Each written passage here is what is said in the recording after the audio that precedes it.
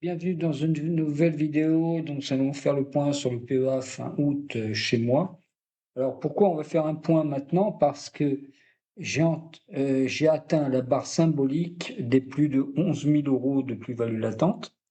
Donc, le PEA, il est valorisé donc au 22 août, au 23 août à 44 922,62 pour un dépôt que de 33 736 euros, donc ce qui donne une plus-value latente à l'heure actuelle de 11 186,62 et on a bien sûr depuis le début de l'année une plus-value de 15,24%. Comme on peut voir, donc il est composé de 22 lignes et tu vois toutes les lignes qui sont positives. Donc, on peut en compter 1, 2, 3, 4, 5, 6, 7, 8, 9, 10. Bon, il n'y en a pas beaucoup. En négatif, ça va être plus simple. Il n'y en a que 1, 2, 3, 4, 5, 6 lignes en négatif. Voilà. Donc, on va voir exactement la performance depuis merci les dividendes. Et on va voir la performance depuis le début de ce portefeuille, depuis qu'il existe. Donc ici, nous allons voir, on va mettre le tableau là. Donc, pour chacune des lignes, donc Air Liquide, c'est pas difficile. Air Liquide, je suis en plus-value de plus de 20,23%. Merci les actions gratuites. Total Énergie, donc il y a une plus-value latente de plus de 8,72%.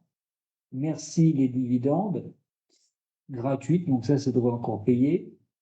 La meilleure performance, je pense que c'est Crédit Agricole avec plus de 49,85%.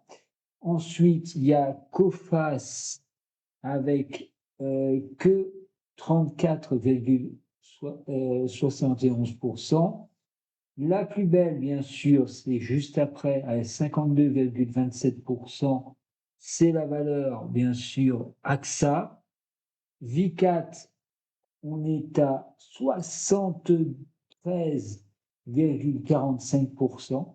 Vicat à 28,71. Donc nous avons bien sûr la valeur NJ et en général, tu vois, elles sont toutes en positif, sauf, alors, quatre valeurs, on va voir la première, donc c'est Publicis Group.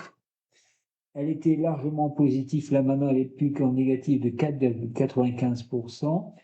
En dessous, nous avons bien sûr Piscine des Joyaux, qui est une petite chute de moins 12,16%. Après, il y a aussi, pas beaucoup, il y a Jacquet Métal de 1,13%. Après, nous avons donc malheureusement Stellantis à moins 6,52. Après, une des plus mauvaises performances, c'est bien sûr Thales à 8,55%.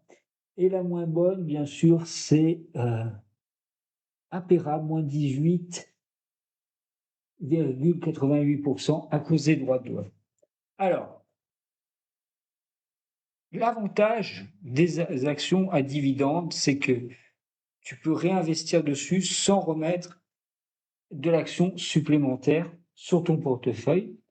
Et ça te permet justement de pouvoir avoir un portefeuille un peu plus équilibré. Alors maintenant, avec les décisions de Donald Trump, nous allons voir donc maintenant sur le Google Finance ce que ça a donné. Alors, Google Finance ici. Donc là, on voit que sur le DAX, Donc, il a fini en hausse à 24 363,09. Il a fait 0,29 là en séance, mais avant qu'il y ait la décision de Jackson Hole. Et sur la semaine, il a fait 0,45. Le FTSE, donc le FTSE est à 9321,40. Il a fait 0,3%. Et sur la semaine, un peu plus de 2,1%. Le CAC 40, bien sûr, le CAC 40 national, vendredi, il est à 7969,69. Donc, il n'a pas encore atteint les 8000 points. Il n'a fait que 0,40% de hausse. Et sur 5 jours, bien sûr, il est gagnant de 1,06%. L'Eurostock 50, bien sûr, il est en hausse, il est à 5488,23. Et on va voir aux États-Unis. Alors, sur les États-Unis, la dernière journée, avec l'annonce de Jackson Hole, bien sûr, le Dow Jones est passé la barre des 45 631,74% à plus de 1,89%. Et sur les 5 jours, elle a pris quand même 1,63%. Mais il faut savoir que c'est vraiment le vendredi où c'est bien monté. Ensuite, le SP500, il a passé la barre des 6466,91%. Il a augmenté de 1,52%, très important. Et l'indice Nasdaq à 21 496,54, à plus de 1,88%. Donc ça, c'est les valeurs techno, parce que là, il annonce en fait des baisses de taux aux États-Unis. Mais ça viendra si le chômage baisse. À savoir que la crainte aux États-Unis, c'est vraiment le chômage. Et le Russell 2000, c'est-à-dire les petites caps, à 2361 points. Donc ça a augmenté de 3%. Et bien sûr, le VIX est en baisse. Il est passé à 14,22. Alors, qu'est-ce qu'on peut en tirer de tout ça? C'est que, certes, la réunion des banquiers centraux a été intéressante, mais Jérôme Powell a bien précisé qu'il y aurait une possibilité de baisser les taux aux États-Unis, dans la mesure où le chiffre de l'emploi ne s'effondre pas aux États-Unis, car chez eux, dès qu'ils dépassent les 4,5% de chômeurs, pour eux, c'est une catastrophe. Et surtout, que l'inflation ne reparte pas à la hausse. Bon, peut-être pressé par Donald Trump de faire baisser les taux, je pense qu'il va baisser de 0,25 points dans un premier temps début septembre, et après, on verra ce que ça donne aux États-Unis. Est-ce que les douanes, les taxes douanières qu'il a imposées à l'Europe de 15%, puisque c'est son premier marché, va être bon pour lui? Oui, dans un sens, parce que ça va lui permettre d'avoir des rentrées fiscales plus importantes, mais pour l'américain moyen, malheureusement, les produits risquent d'augmenter. Pareil sur Apple, où il a demandé à ce que les produits américains soient fabriqués directement aux États-Unis, notamment les Apple et tout ça, mais on ne sait pas ce que ça va donner pour l'américain. Donc, prudence. Et en général, sur les 100 dernières années, le mois de septembre, il y en a eu 98 années où il a été baissier. Donc ça, c'est très important. C'est une statistique qui n'est pas négligeable. Donc, on peut s'attendre à une petite baisse au mois de septembre cette année. Et après, en général, au mois d'octobre, ça repart jusqu'il y a un rallye haussier jusqu'au mois de décembre. Mais restons très prudents et gardons beaucoup de cash. C'est pour ça que moi, en réserve, j'ai un peu plus de 8 000 € au cas où, si le marché baisse, pour pouvoir acheter. Bien sûr, ce qui est inquiétant, c'est le dollar qui baisse par rapport aux autres monnaies. Donc là, on va aller voir les devises. les devises. Donc, l'euro-dollar, donc l'euro est remonté sur la semaine. Ben, tu vois, en fin de semaine, il est remonté à 1,1723, on est presque à 1,18. L'euro GB, donc, il a baissé. Donc, l'euro GB, il est baissier. Il a même remonté, oui, plutôt, parce que l'euro est remonté par rapport, et bien sûr, l'euro Japan, donc il a baissé par rapport à la devise japonaise à 172, faut 172 yens pour avoir un dollar. L'euro,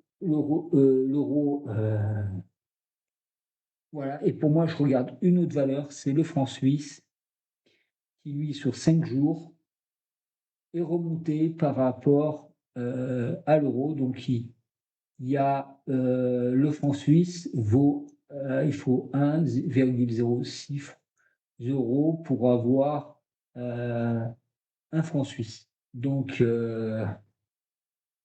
c'est plus haut que je le pensais et on voit quand même que si vous avez un compte en Suisse, bon, moi c'est pas mon cas, puisque pour pouvoir ouvrir un compte en Suisse, il faut au minimum